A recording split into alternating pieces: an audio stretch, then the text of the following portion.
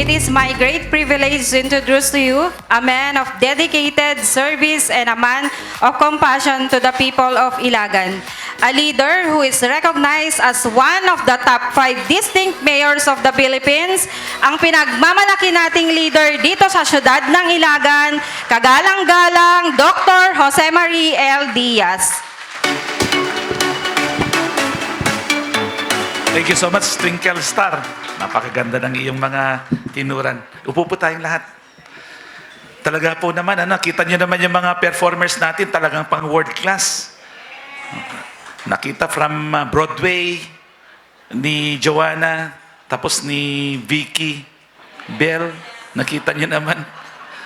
Puro awiting pag-ibig at saka yung tugtog na pang world class talaga ng clarinet at saka ng saxophone ni Benny. Palakpakan po natin ang ating mga performers.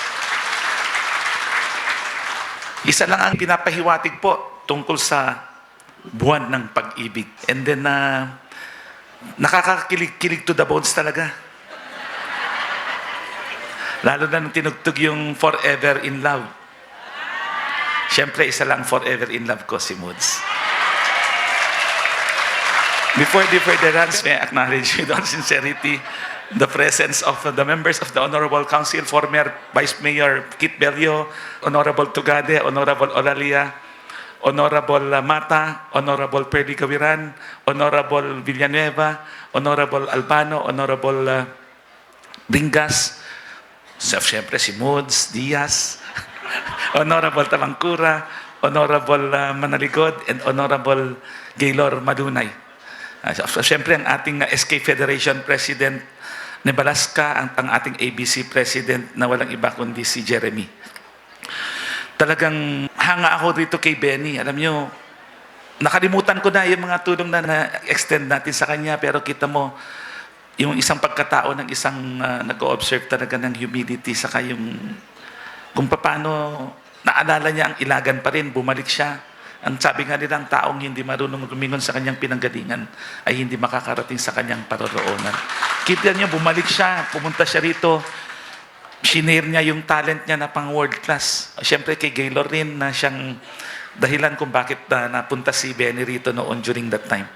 So muli, aking pasasalamat sa ating host department ngayon na walang iba kundi ang ating civil registry na pinanguluhan ni Attorney Syra. Saan si Attorney Syra?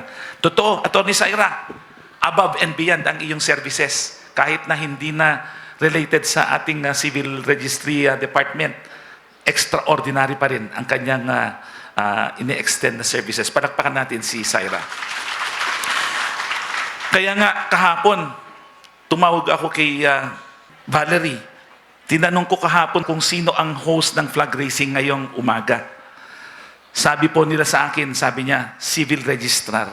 Nagtaka ako, bakit civil registrar na naman ang mag-host? Sabi kasi civil registry month ngayon. So eto po, may trivia ulit ako para sa inyo. Alam niyo po ba kung bakit February ang Civil Registry Month? Sagot.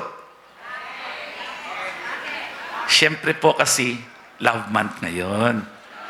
Alam niyo na po, madaming nagse-celebrate ng love sa mga panahong ito. Kaya sa November, eksaktong 9 months, madami namang batang Ilagueño ang irerehistro ng Civil Registry. Lalo na at yung mga panahon natin ngayon, pang-cuddle weather. Kita niyo naman, ang sarap ng weather, oh. Di ba? Very vulnerable talaga at saka inviting talaga. Kaya sa mga magkasintahan dyan, na nasa tamang edad na, huwag na kayong magpatumpik-tumpik pa. Ako na po ang bahala sa resepsyon. Pati sing-sing na rin. Magpalista na po kayo sa Kasalang Bayan sa February 24. Sa mga nakalista na, higpitan ang yakap para maabot na natin yung population para maging HUCCI tayo. Highly urbanized city. Yun na lang kulang natin populasyon. Kaya, Mrs. Gabriel, hinay-hinay sa yung stringent implementation ng population department natin. Pero alam po ninyo, na-realize ko po, ang pinakamaswerte ko sa buhay ay ang matagpuan ang kabiyak ng aking puso. Ang forever ko. My beautiful girl and forever Valentine moods. Kaya tinugtog yata ni Benny, alam niya yung paborito kong kanta. Ikaw ang aking adobo moods. Tamang timpla ng tamis, asim at toyo. Alam niya na po. Pagsahaba ng pagsasama na po namin, 36 years na po kami. Never po niya akong hinabol ng kutsilyo. Hindi katulad ng isang kakilala ko na di ko po papangalanan. Marami na rin po akong na-encounter na ganyan din. Dahil hindi lang po problema sa gobyerno at public service ang nilalapit po sa opisina ng inyong inabang lingkod. Sa totoo lang po, pati mga away mag-asawa at problemang pag-ibig. Totoo yan. Minsan ako yung nagme-mediate po sa kanila. Ewan ko pa, minsan ako na ang judge, ako na ang fiscal, ako pa ang abogado. Ewan ko po ba, hindi naman ako eksperto sa pag-ibig. Ang alam ko lang po ay pag-ibig ay yung pag nagpapaloan po sa pag-ibig. By the way, asan si Ma'am Cora? Eligible na po ako sa loan. Joke lang po. At dahil po alam ko na masaya po tayong lahat ngayon, ganda ng vibes natin, i-declare ko na po na walang pasok sa Valentine's Day. Okay,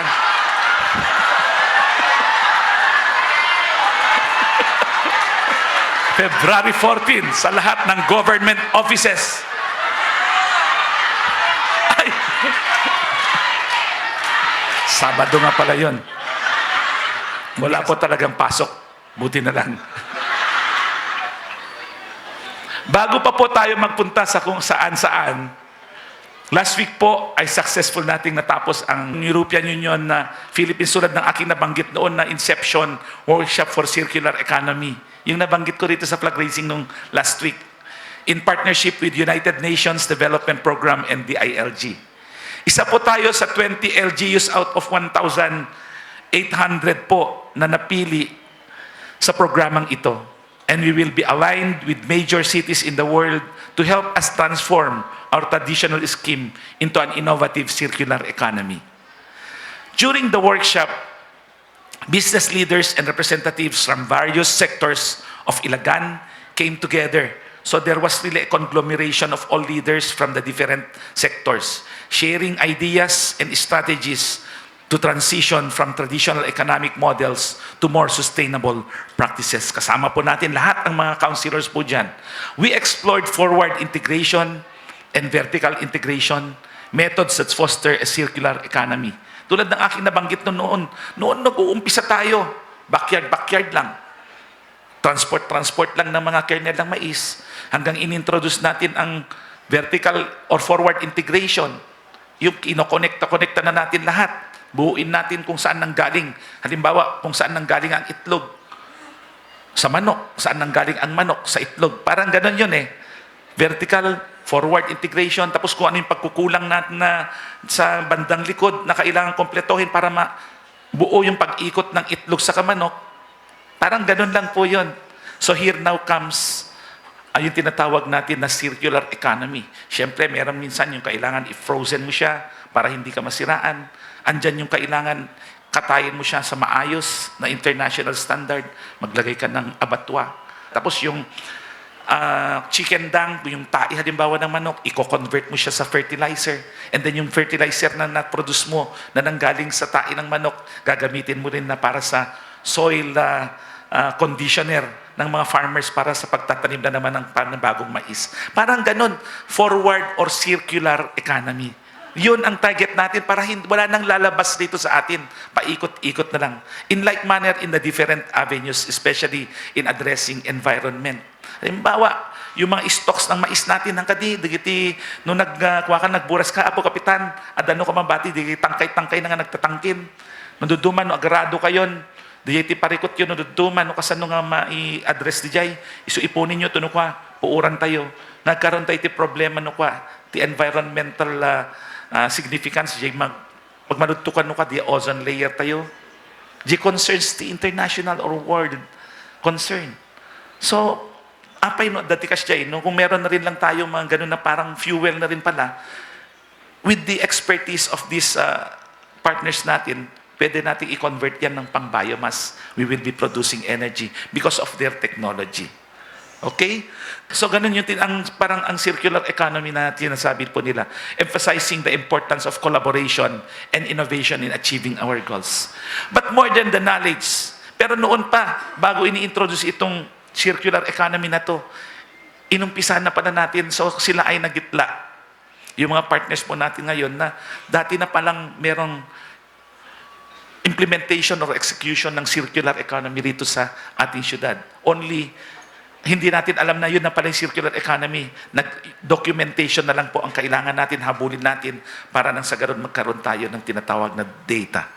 But more than the knowledge sharing and technical assistance, ang nakakakataba po ng puso ay ang tiwala na binigay sa atin ng United Nations Development Program as an international organization.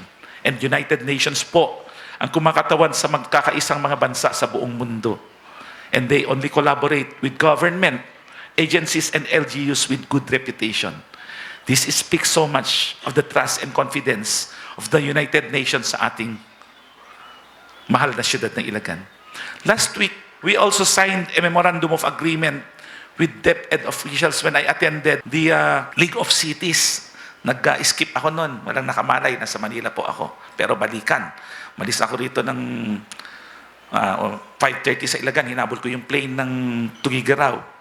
And then gabi, pagkatapos ng meeting namin ng League of Cities, wherein I am an officer of the National Executive Board ng League of the Cities, balik din po ako at andito na ako the following day rin. Ng umaga, nag-byland na po kami. So for the BEEF program o yung Basic Education Facilities Fund po, I would like to thank the Council for convening a special session for this purpose because I was now clothed with authority so as to complete yung requirements mo at naihabol kasi ngayong February 12, dadalhin nung presidente po natin ng lahat ng League of Cities out of 149 cities si President Zamora ng San Juan. Siya ang presidente po natin ng League of Mayors ng cities sa buong bansa. Dadalhin niya kasi itong requirements na to sa Malacanang para sa scheduling ng Memorandum of Agreement signing po sa Malacanang. Kaya hinabol po namin, humingi ako ng authority agad sa council dahil deadline na. In 3 o'clock sabi niya noon, kaya nag-byland ako para mahabol ko. Ang daming mga requirements na kailangan, muntik na tayong hindi makahabol. So kaya po, iba po talaga pag may pagkakaisa ang ating officials, we intertwine with each other, agad-agad na binigay nila ang MOA po sa akin, yung authority sa akin to enter into Memorandum of Agreement. Kaya thank you members of the City Council and Vice Mayor J. Diaz. We really make it a point to look for opportunities like this because we know that relying solely on our own resources will not be enough given the urgency to provide better school facilities. Kita niyo naman nung nag-present ako last week ng mga unang ipapabid natin, halos lahat napunta sa mga iba't ibang facilities din ng ating eskwelahan dahil ang trust talaga natin ay ang edukasyon. Sa ngayon po, we have 81 public elementary schools and 17 public secondary schools. And many of these schools need additional classrooms and better facilities. Yung dami ng binigay natin na eskwelahan, Rolly, kulang pa yun. So, because of this, I pride myself on championing education. Kasama ko ang members ng council. Alam nyo, konsehal pa lang kami ni Rolly Tugade, sabay kami pumasok. Konsehal pa lang kami noon, pinakaunang project po namin ay ang MSTP, Manpower Skills Training Program. Lagi kong pinagmamalaki ito dahil dito kami nag-umpisa nung nagdaldalyasat kami ni Rolly, iti barbarangay iti, makita mi dagiti agtutubo yung out of school youth na walang ginawa kundi magpastol ng kalabaw na akala mo wala nang pag-asa sila. Binigyan natin ng konting pagkakataon kahit na sa technical education. Ngayon, minsan nasasalubong ko sila. Minsan may nakakasalubong ako mga scholars ko noon pa. Medyo may edad na sila, nasasalubong ko sa airport. Sasabihin nila, katulad ng isang nakasalubong ko nasa Canada na, Sir, si kami jay tinulungan idi. Jay manpower skills training. Ayan mo datan. Adanak Canada, sir, at bakasyon na. Yung mga ganun na talagang nakakagusbang po. Because I know, and we know that best way to help Ilagueños break away from poverty is through education. I have a strong position against mendicancy. Lagi kong sinasabi. Sana lang, walang namamalimos sa atin. Ayaw ko po na maging dependent na lang ang mga Ilagueños sa financial assistance o yung tinatawag na patronage politics. Hindi po ganyan ang pangarap natin para sa ating syudad. Here, we want empowered people who will become active part of community building.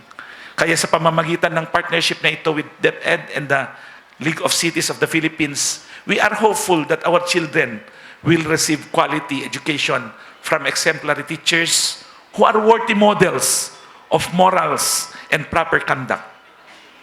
We also attended the General Assembly meeting. Sabi ko nga ng League of Cities, since I am one of the officers of the National Executive Board, and we are given updates to the possible implementation of various development projects through the Local Government Support Fund. With all transparency, sinasabi ko po sa inyo na merong huge amount ng support na manggagaling sa Local Government Support Fund na in the form of a financial assistance na darating sa ating syudad. Pero yung kalahati nun, as early as now, sinasabi ko tayo ang first-hand information, gagamitin sa infrastructure, and then yung kalahati gagamitin sa pagbili ng bigas na ipapamigay natin sa mga marginalized members ng community natin na mga Ilagueño. Yung mga vulnerable ng mga residents po natin, hinihintay na lamang po natin ang guidelines para sa implementasyon na maging dagdag na pagkukunan natin ng pondo upang magamit sa mga nagkakalinya natin mga projects or development programs under our local investment and development plan. The official dam also of San Mateo, I was really on my way bound for Manila nung dumating ang San Mateo, pero may time na talagang haharapin ko sana sila, pero late po sila kaya nauna na po ako. So si Jabe ang came to my succor at siya ang humarap sa kanila para mag-benchmark po in our City of Ilagan Medical Center. Doktora, pumunta sila? Nag-benchmark? O kasama yung mga official na po nila. Isa po ang CIMC sa mga pinagmamalaki nating proyekto na kinikilala at pinupuri maging ng ating national agencies.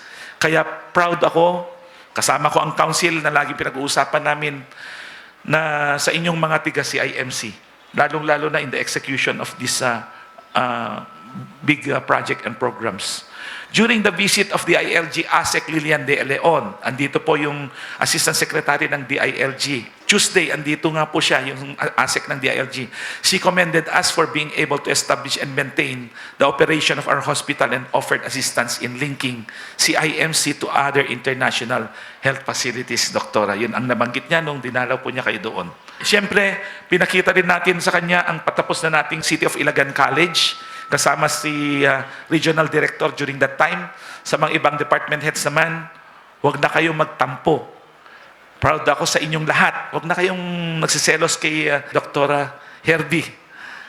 Actually, sa inyong lahat, mga department heads, proud na proud kaming lahat sa inyo, sa husay at galing ninyo.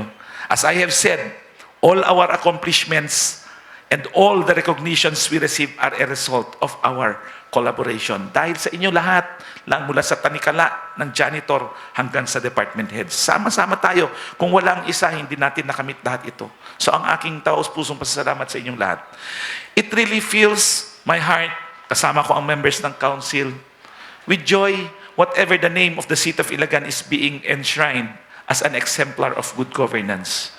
Dahil ang lahat naman po ng serbisyong ito ay ginagawa natin with the Ilagueños in our mind. It serves not only as an avenue that could open doors of opportunities for our people, but also a form of validation of our brand of public service, always improving, always inclusive, and always responsive. So again, and as always, may we strive to serve with excellence, integrity, and compassion. Sama-sama po nating itaguyod ang tapat at mahusay na paglilingkod para sa ikabubuti ng ating lungsod at ng bawat Ilagueño. Happy, loving work week, everyone. And again, thank you, and to God be all the glory.